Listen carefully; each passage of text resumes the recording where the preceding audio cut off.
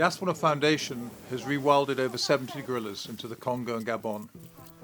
And here we're taking Joshi from Howletts, who's 13 years old, and rewilding him in the Congo.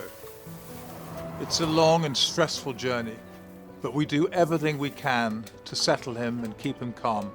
A keeper will accommodate him the whole way and give him food and drink and talk to him to try and de-stress him. I can't imagine what must be going through his mind. It won't be long before he's back in his homeland, the Congo. And after extraordinary effort by the Aspinall Foundation team,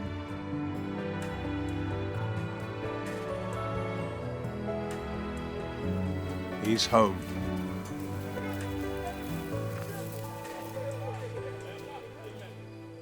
I'm in our reserve in the Congo, where we rehabilitate orphan gorillas that we've confiscated from the pet trade and slowly teach them to rewild themselves in the forests around me. All around here there's probably 50 gorillas that we've rewilded over the years. On this trip I've brought a gorilla from Howletts in Kent, in England, our wildlife park, a male gorilla called Joshi, who's 13. And part of his rewilding journey is we're going to introduce him to two orphan gorillas we have here who are 5 and 6 years old, Luxembourg and Bumasa. And we're going to create a little group with Joshi and these other two orphan gorillas. And once they've been habituated together, we will then release them back into the wild.